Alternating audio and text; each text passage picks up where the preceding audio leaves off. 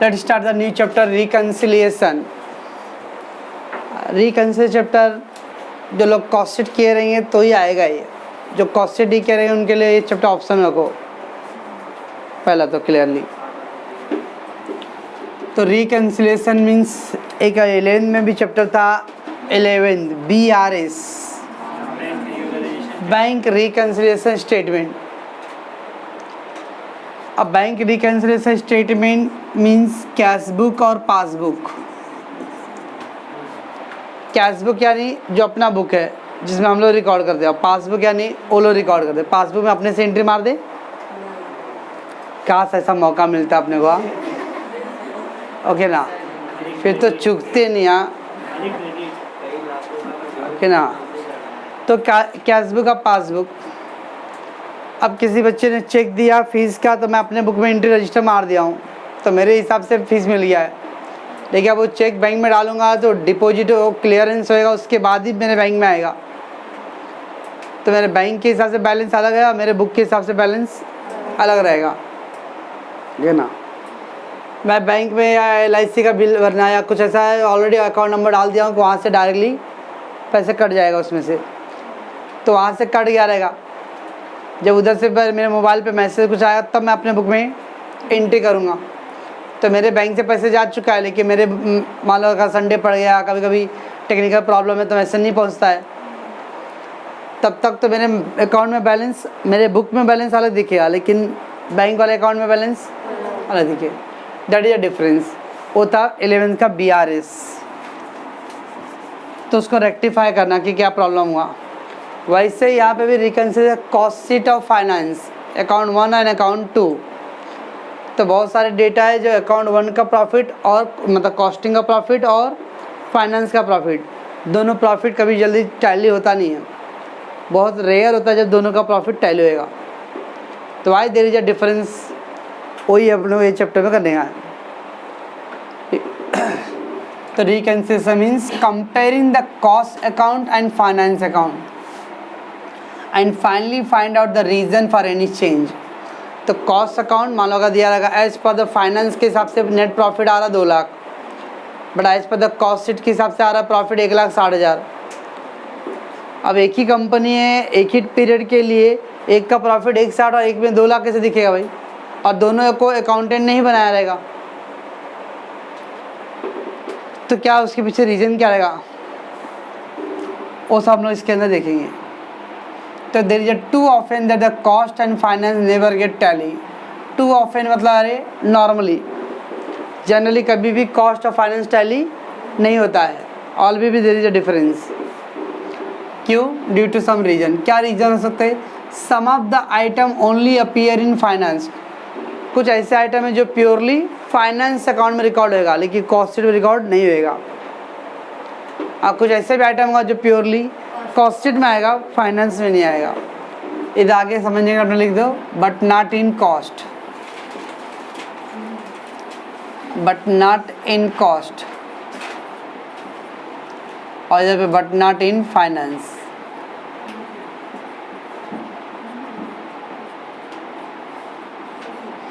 यानी कुछ ऐसे आइटम है जो फाइनेंस में आएगा लेकिन कॉस्ट में नहीं, and some of the item ऐसा है जो फाइनेंस में आएगा लेकिन कॉस्ट में आएगा बट फाइनेंस में नहीं, अपोजिट वैसा वर्सा। ओके, जब अगर ऐसा है तो सम ऑफ द आइटम अगर कॉस्ट में आ रहा है लेकिन फाइनेंस में नहीं, और फाइनेंस में आ रहा है कॉस्ट में, तो ऑब्वियसली दोनों में डिफरेंस दिखेगा। So reconciliation help to examine the difference and help to correct it. तो रिकन्सिलिएशन का काम ही क्या है? क्या डिफरेंस एग्जामिन करना, मतलब चेक करना कहाँ पे डिफरेंस आ रहा है, उसको चेक करो और उसको फिर करेक्ट करो। That is all about. अब क्या क्या डिफरेंस होता है वो देखते हैं। The following points are make the difference in the finance and cost, finance account and cost account. पहला है प्योरली फाइनेंशियल एक्सपेंस। ऐसे एक्सपेंस जो प्योरली फाइनेंशियल है, प्योरली फाइनेंस मतलब खाली वो फाइनेंस में ही अपीयर होगा, वो कॉस्ट शीट में नहीं आएगा। Interest on debenture, interest on loan. तो कॉस्ट शीट में हमने 5, 6, 7, 8 सम्स जो किए थे उसमें अगर इंटरेस्ट रहता था वो कॉस्ट शीट में अपीयर नहीं करते थे हम लोग। तो interest on debenture, interest on loan, कोई भी इंटरेस्ट से कॉस्ट को एलर्जी है, इंटरेस्ट प्योरली फाइनेंस में आएगा, कॉस्ट शीट में नहीं आएगा। वैसे डोनेशन पर्सनली होता है, दैट जो फाइनेंशियल एस्पेक्ट है, अगेन कॉस्टिंग में नहीं अपेयर करेंगे। प्रोविजन फॉर टैक्स क्या था कॉस्ट शीट का फॉर्मेट, कॉस्ट ऑफ सेल तक आता था, उसके बाद add profit and then directly sale हो जाता था। फॉर्मेट अभी वो देखना पड़ेगा ना, अभी तो हम लोग कैटवॉक करके आए हैं। तो cost of goods sold, add selling and distribution overheads, और फिर कॉस्ट ऑफ सेल, और एड प्रॉफिट, और डायरेक्टली होता था सेल।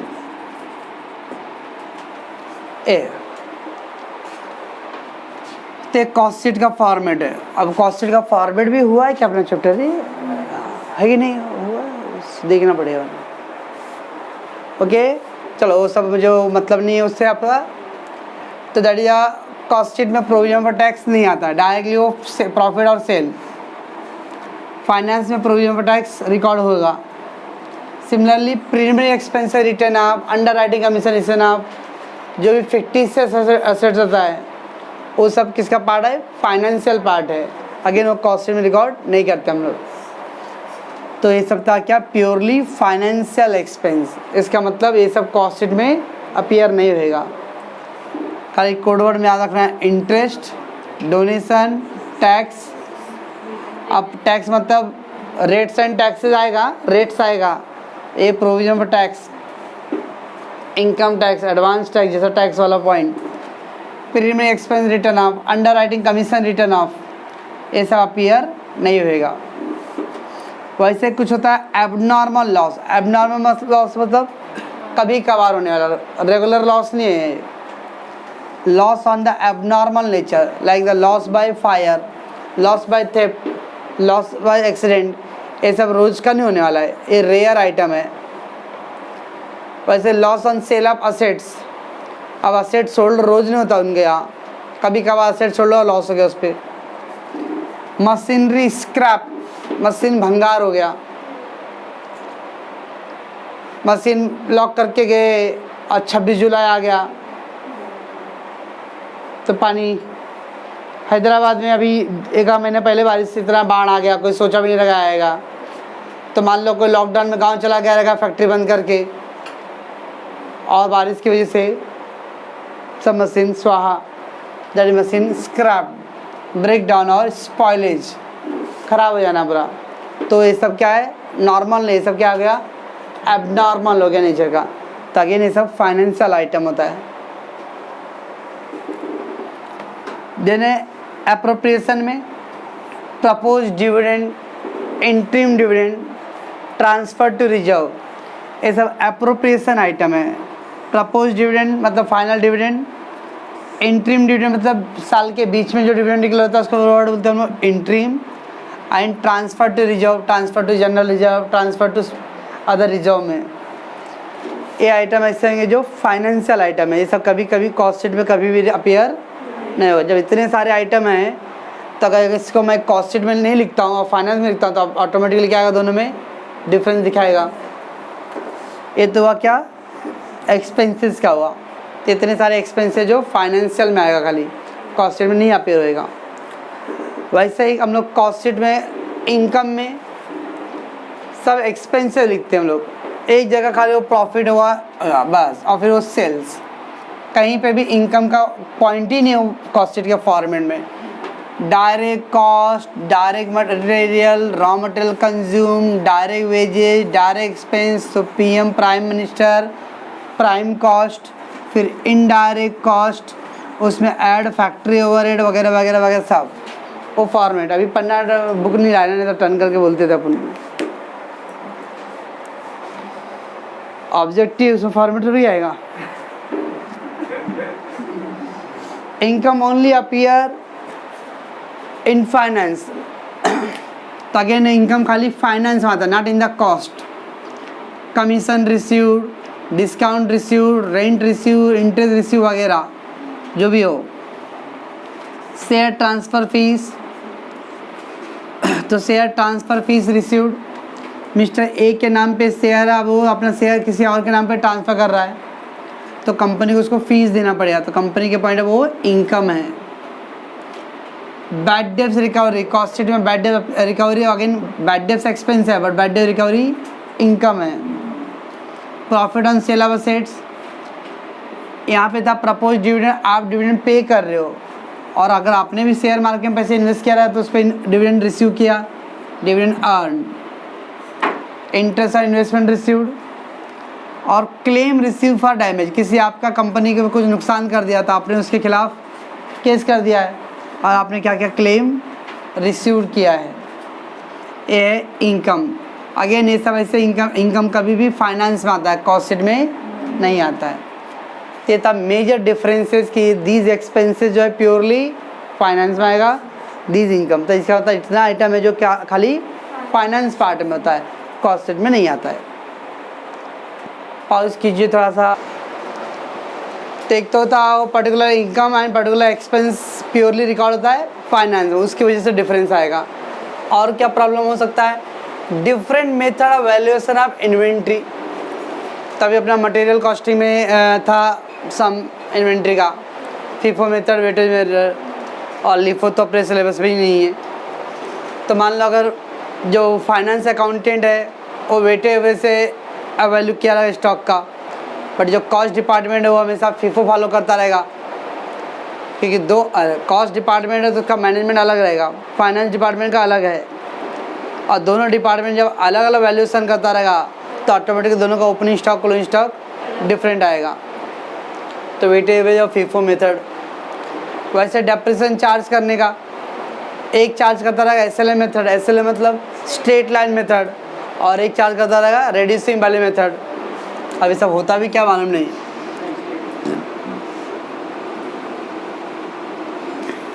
अब एसएलए मेथड है 10% डेप्रिसिएशन चार्ज करना है, तो 100 रुपये का 10% 10 रुपये 90 आया। अगले साल भी डेप्रिसिएशन वो 100 पे ही आएगा, 10% 10 रुपये। अगले तीसरे साल भी उसके ऊपर ही करना है। हर साल फिक्स डेप्रिसिएशन है, उसको बोलते थे हम लोग एसएलएम। चालू की हो? हाँ, नहीं तो क्या देखना पड़ेगा हम लोग को भाई, मेरा काम है वो। 100 है आरबीएम मेथड, तो पहला साल 10 रुपीज़ तो 90 हो गया। अब दूसरा साल 90 पे करना पड़ेगा 9 रुपीज़ 10%, तो 81। फिर तीसरे साल 8.10 तो 79 72 पॉइंट जो भी आएगा 9। तो इस तरह यहाँ देखो, यहाँ 70 बच रहा है, यहाँ 72 बच रहा है। तो एसएलए मेथड में डेप्रिसिएशन रेट क्या था, हमेशा फिक्स रहता है। अब आरबीएम मेथड में जो बैलेंस आता है उस पर डेप्रिसिएशन निकालते जाते हैं। तो इस तरह से दोनों में क्या आएगा, डिफरेंस आएगा। तो पहला था स्टॉक का मेथड अलग रहेगा, तो दूसरा डेप्रिसिएशन चार्ज का मेथड अलग है, तो और तीसरा पॉइंट है उधर अंडर एब्जॉर्ब और ओवर एब्जॉर्ब। अंडर एब्जॉर्ब होता है अंडर वैल्यूड। अब अंडर वैल्यू मतलब अगर कोई चीज़ 100 रुपये का रिकॉर्ड है उसके जब 80 रिकॉर्ड किया रहेगा अंडर वैल्यूड। ओवर वैल्यूड 100 है लेकिन 120 रिकॉर्ड हो गया रहेगा, that is called under absorb और over absorb in the cost. Costing में वर्ड यूज करते हैं एब्जॉर्ब, इसलिए उधर वर्ड यूज है एब्जॉर्ब। अंडर एब्जॉर्ब मतलब अंडर वैल्यूड, या अंडर रिकॉर्ड मतलब लेस रिकॉर्डेड। ओवर एब्जॉर्ब मतलब मोर रिकॉर्डेड। बस ये 5 पॉइंट है जिसकी वजह से क्या आएगा, कॉस्ट ऑफ फाइनेंस में डिफरेंस आएगा। चलिए, while recording in the reconsider जब हम लोग करेंगे तो ध्यान रखना, ये थोड़ा नॉलेज के लिए क्या वर्ड यूज़ करना होता है पर्टिकुलर के अंदर। While recording in the reconsider we use the following word. तो जब स्टॉक के बारे में लिखना रहेगा तो हम लोग स्टॉक के वर्ड यूज़ करते हैं अंडर वैल्यूड या ओवर वैल्यूड। तो स्टॉक वर्ड के लिए वैल्यू वर्ड यूज़ करना, अंडर वैल्यू जो और ओवर वैल्यूड। डेप्रिसिएशन के लिए वर्ड यूज़ करते हैं अंडर चार्ज और ओवर चार्ज। जब डेप्रिसिएशन लिखना रहेगा तो हम लोग अंडर चार्ज और ओवर चार्ज, तो डेप्रिसिएशन के लिए चार्ज वर्ड यूज़ करेंगे हम लोग। बाकी दूसरे एक्सपेंस वेजेज है, सैलरी है, टेलीफोन बिल है, वो सब के लिए हम लोग अदर एक्सपेंस के लिए अंडर एब्जॉर्ब और over absorb. Only absorb word का मतलब है रिकॉर्डेड। ओनली एब्जॉर्ब वर्ड मतलब होता है रिकॉर्डेड, तो अंडर रिकॉर्डेड और ओवर रिकॉर्डेड। और सेल्स के लिए क्या वर्ड यूज़ करेंगे, अंडर रिकॉर्डेड, ओवर रिकॉर्डेड। तो ये टेक्निकल वर्ड है कॉस्ट शीट के पॉइंट ऑफ व्यू। स्टॉक में वर्ड यूज़ करते हैं अंडर वैल्यूड, ओवर वैल्यूड। अब वो सब में अंडर है कि देखेंगे, ओवर है देखिए, वो वैल्यू वर्ड यूज़ करेंगे। डेप्रिसिएशन के लिए under charge, over charge. Other expenses under absorb, over absorb. और सेल्स के लिए अंडर रिकॉर्डेड, ओवर रिकॉर्डेड। ये वर्ड यूज़ होने वाला है रिकन्सिलिएशन के पर्टिकुलर में। सम टाइम आपको कॉस्ट शीट भी दिया रहेगा, फाइनेंस भी दिया रहेगा, ओके ना, या कभी कभी कॉस्ट शीट दिया रहेगा, फाइनेंस नहीं दिया रहेगा। सम टाइम फाइनेंस का अकाउंट दिया रहेगा, कॉस्ट शीट नहीं दिया रहेगा। Some time not mention about some of the common item. मान लो जैसे परचेज है, अब कॉस्ट शीट में परचेज दिया 2 लाख, लेकिन फाइनेंस में कितना परचेज वो बोला नहीं है। कॉस्ट शीट में परचेज 2 लाख है, लेकिन फाइनेंस में परचेज कितना दिया नहीं, मतलब सब फाइनेंस में परचेज रहेगा नहीं। ऐसा हो सकता है बिना परचेज समझेगा है। तो कुछ ऐसे आइटम है जो नहीं मेंशन किया रहेगा तो भी उसकी खामोशी को हम लोग क्या समझेंगे। तो purchase, sale, opening stock, closing stock, opening stock etcetera, then these item presume that these item are same in the both the book.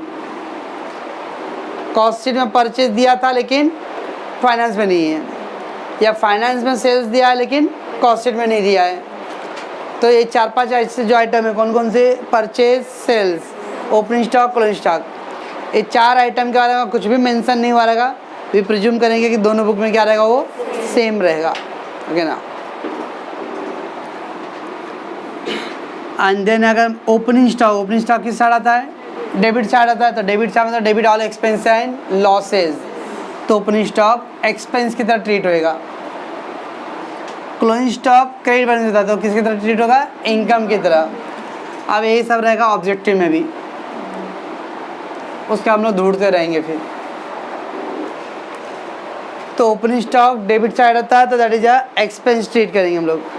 Closing stock credit side है, वो इनकम ट्रीट होने वाला है। And purchase, sale, closing stock, opening stock का कुछ mention नहीं रहेगा दोनों बुक के अंदर, यानी एक बुक दिया दूसरे बुक में मेंशन नहीं किया है। हम लोग अज्यूम करेंगे दोनों बुक में वो अमाउंट क्या है, सेम है। अब जब दोनों में सेम है तो इसका कोई डिफ्रेंशिएशन नहीं होएगा, क्योंकि हम लोग रिकन्सिलिएशन मतलब इसके अंदर 500 रिकॉर्ड है, इसके अंदर 5000 रिकॉर्ड है, तो दोनों डिफरेंस है ना। इसमें भी 500 रिकॉर्ड, इसमें भी 500 रिकॉर्ड, तो दोनों सेम है, तो इग्नोर करेंगे हम लोग। तो जस्ट इग्नोर दीज आइटम जो कॉमन रहेगा। बस रीड कर दो इसको जल्दी से। चलो बस दैट मच ऑफ थ्योरी है ना। भैया हम लोग का प्रैक्टिकली सम करने के लिए क्या क्या रहेगा।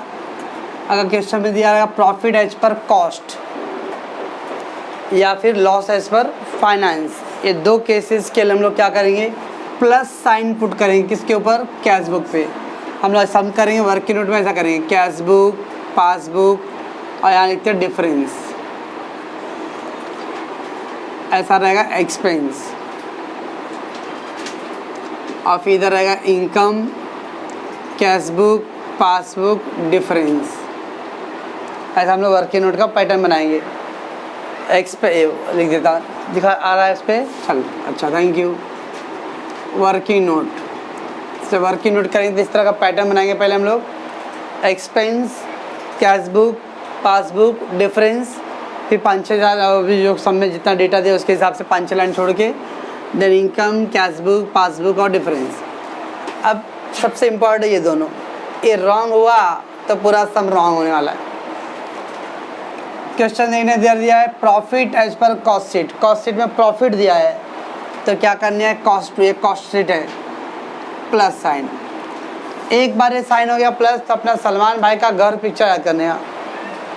रात को ऐसा जिसके सामने कर दिया उसका सुबह डेड बॉडी मिलता था। ते प्लस तो बस क्रॉस, ते भी इधर प्लस। अब ये प्लस है तो इसका अपोजिट माइनस, और ये माइनस।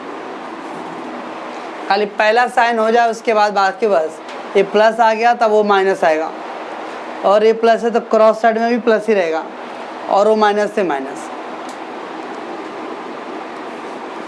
क्वेश्चन में दिया है लॉस एज पर फाइनेंस, तो भी कॉस्ट बुक। अरे ध्यान रखना है साइन पहला इधर ही डालना, हमेशा कहीं और मत डालना, कहीं पे भी साइन पहला निशान इधर ही डालना है, जो भी डालना मेरे को, चाहे जैसा भी क्वेश्चन आया हो।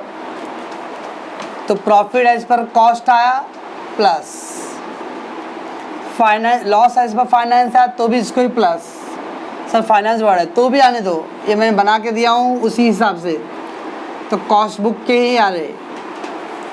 तो प्रॉफिट एज पर कॉस्ट या लॉस एज पर फाइनेंस आए, दोनों ही केस में मैं कॉस्ट बुक कॉस्ट शीट पे कहाँ डालूंगा, क्या डालूंगा, प्लस साइन। और इसका उल्टा लॉस एज पर कॉस्ट है, लॉस एज पर कॉस्ट, तो कॉस्ट बुक पे माइनस साइन। अब ये माइनस हो जाते क्रॉस में भी ये क्या रहेगा माइनस, ये माइनस आते हैं प्लस, तो इधर पे भी प्लस ऐसा। तो प्रॉफिट एज पर कॉस्ट या लॉस एज पर फाइनेंस के लिए प्लस साइन डालना है। साइन हमेशा पहला हो जो स्टार्टिंग में एक्सपेंस का कोने में है उसको, स्टार्टिंग वाले को, कॉस्ट बुक को ही डालना है। फाइनेंस सॉरी पी लिखा हूँ, finance book sorry finance book, तो फाइनेंस बुक पे साइन नहीं डालना है, कॉस्ट बुक पे ही डालना है। तो लॉस एज पर कॉस्ट या प्रॉफिट एज पर फाइनेंस, तो उसके लिए क्या है माइनस साइन। तो profit as per cost, logic समझने का, अगर कॉस्ट का प्रॉफिट प्लस है तो कॉस्ट का लॉस माइनस है। कॉस्ट का प्रॉफिट हुआ तो इसका उल्टा फाइनेंस के लिए लॉस है, तो दोनों के लिए सेम साइन है उधर पे। फाइनेंस का लॉस अगर माइनस प्लस लिखूंगा तो फाइनेंस का अगर प्रॉफिट हो तो क्या लिखूंगा माइनस, ये दोनों अपोजिट कॉन्ट्रास्ट हो। तो थोड़ा सा लॉजिक में एक में डाल लो कि profit as per cost plus लिखते हैं और finance as per loss as per finance plus, ये दोनों के लिए प्लस साइन है। तब इसका अपोजिट कॉस्ट का प्रॉफिट था तो उसका अपोजिट क्या है क्ॉस्ट का लॉस, फाइनेंस का लॉस है तो फाइनेंस का प्रॉफिट, इसके लिए क्या आएगा माइनस साइन। देन कभी कभी क्वेश्चन में दिया रहेगा ओवर एब्जॉर्ब या ओवर वैल्यूड, ओवर रिकॉर्डेड, दिया रहेगा over absorb in cost sheet, तो हम लोग सेम बुक में यानी कॉस्ट में लिखेंगे। ओवर वैल्यूड इन फाइनेंस, तो हम लोग फाइनेंस बुक में ही लिखेंगे, जिसमें ओवर हुआ है उसी में लिखने का। Right in same book, right in same book ऐसा दिया रहेगा। Opening stock over valued in finance, opening stock over valued in finance, over valued में इन फाइनेंस क्या लिखेंगे सेम बुक, कौन से बुक में हुआ है फाइनेंस, तो फाइनेंस में। Depreciation over charge in cost, cost में ओवर चार्ज किया तो हम लोग कॉस्ट में ही लिखेंगे। जब भी ओवर चार्ज हुआ रहेगा तो जिस बुक में मिस्टेक किया है उसी बुक में लिखना है, ओवर चार्ज में सेम बुक में अपीयर करना है। अंडर दिया रहेगा salary under absorb in finance. अब अंडर के लिए अपोजिट है, फाइनेंस में अंडर हुआ है तो हम लोग उसको कॉस्ट में लिखेंगे। ओवर वाले का सेम बुक में लिखना है और अंडर बढ़ा है तो अपोजिट बुक में लिखना है। Under absorb, under valued, under recorded, तो अगर अंडर रिकॉर्डेड है तो अपोजिट बुक में। फाइनेंस में अंडर रिकॉर्ड किया तो हम लोग कॉस्ट में लिखेंगे, कॉस्ट में अंडर रिकॉर्ड किया फाइनेंस में लिखेंगे। ओवर रिकॉर्ड किया फाइनेंस में तो फाइनेंस में ही लिखो, ओवर रिकॉर्ड किया कॉस्ट में तो कॉस्ट में ही लिखो। ओवर हो रहा है तो सेम बुक में लिखना, जिस बुक में मिस्टेक किया उसी बुक में। अंडर किया है तो हम लोग अपोजिट बुक में लिखेंगे। और एक होता है मेमोरेंडम अकाउंट। मेमोरेंडम अकाउंट पहले उसे ड्रॉ कर लेने के बाद मान लो यहाँ पे डिफरेंस का कुछ आएगा plus minus plus plus minus minus plus minus plus, ऐसा आएगा जो भी आएगा हम लोग करेंगे। उसका मेमोरेंडम अकाउंट ड्रॉ करना है, मेमोरेंडम यानी लेजर अकाउंट ड्रॉ करना है। लेजर ड्रॉ करने के बाद मान लो अगर प्रॉफिट आया तो प्रॉफिट हम लोग credit side, nominal account credit all income sign gains, तो प्रॉफिट क्रेडिट साइड से लिखेंगे बाय प्रॉफिट। पहला आइटम जिस साइड आपने लिखा रहेगा, तो मान लो प्रॉफिट आया तो पहला आइटम मैंने क्रेडिट साइड लिख दिया, तो अगर आपने प्रॉफिट क्रेडिट साइड लिख दिया पहला आइटम फर्स्ट आइटम, तो जितने भी प्लस आया ना इसमें, जितने भी प्लस वाले वो सब उस साइड ही लिखना है। पहला आइटम आपका प्रॉफिट था और आपने प्रॉफिट नॉमिनल अकाउंट के हिसाब से कहाँ लिखा क्रेडिट साइड, तो प्रॉफिट आपने क्रेडिट साइड लिख दिया फर्स्ट आइटम, तो देखने का जो भी आपके डिफरेंस वाले में प्लस का दिख रहा है ना, प्लस प्लस वो सब भी क्रेडिट साइड में लिखेंगे और माइनस वाला उसके अपोजिट साइड। मान लो आपका सम लॉस से स्टार्ट हुआ था तो लॉस नॉमिनल अकाउंट डेबिट होता है, तो टू लॉस, तो लॉस पहला आइटम आपने डेबिट साइड लिख दिया, तो जितने भी प्लस वाला है वो सब डेबिट साइड लिखेंगे। प्लस वाला आइटम पहला आइटम जिस साइड लिखे हो उस साइड आता है, माइनस वाला उसका अपोजिट साइड आएगा। ये आपने किया, वर्किंग नोट कर लेंगे हम लोग। अब क्वेश्चन दिया था loss as per finance, loss है तो लॉस कौन सा साइड लिखते हैं, डेबिट साइड, तो लॉस एज पर फाइनेंस हम लोग लिख दिए। अब आपने ध्यान रखना है कि पहला आइटम मैंने डेबिट साइड लिखा हूँ, तो इसका मतलब है कि लॉजिकली जो भी प्लस वाला है सब डेबिट साइड लिखना है, और माइनस वाला जो आया रहेगा वो क्रेडिट साइड। पहला आइटम आपने क्रेडिट साइड लिखा है बाय प्रॉफिट, तो पहला आइटम क्रेडिट साइड प्लस वाला, तो जितने भी प्लस वाले पॉइंट हो सब क्रेडिट साइड आएगा। प्लस का साइन का जितने भी आइटम होते हैं वो आपके पहले आइटम जिस साइड लिखे हो उस साइड डालना है। अब मैं किस साइड डालूँ, प्रॉफिट है तो किस साइड डालूंगा, क्रेडिट साइड, तो ऑल प्लस वाला क्रेडिट साइड और माइनस वाला डेबिट साइड। लॉस हुआ रहेगा तो लॉस आपका डेबिट साइड से स्टार्ट होता है, लॉस, तो जितने भी प्लस है वो सब डेबिट साइड और माइनस अपोजिट, माइनस वाले को अपोजिट साइड लिखना है, इतना तो ध्यान रखना, तो माइनस छोड़ ही दो, खाली प्लस को ध्यान रखो। आपका पहला आइटम जिस साइड आप लिख रहे हो तो मेरा सारे प्लस के आइटम उसी साइड जाने वाला है, और माइनस वाला फिर अपोजिट साइड, बस इसको बोलते हैं memorandum account. All positive amount यानी प्लस साइन वाला amount will be appear same side of which the starting amount record. Starting amount record मतलब पहला अमाउंट जिस साइड आपने रिकॉर्ड किया रहेगा सारे प्लस के आइटम भी उसी साइड जाएगी, और माइनस वाला अपोजिट साइड। इतना थ्योरी है रिकन्सिलिएशन में, और रिकन्सिलिएशन से आपके अभी जो उन लोग का एग्ज़ाम हुआ उसमें ऑब्जेक्टिव टाइप ज़्यादा थ्योरी पॉइंट था बस।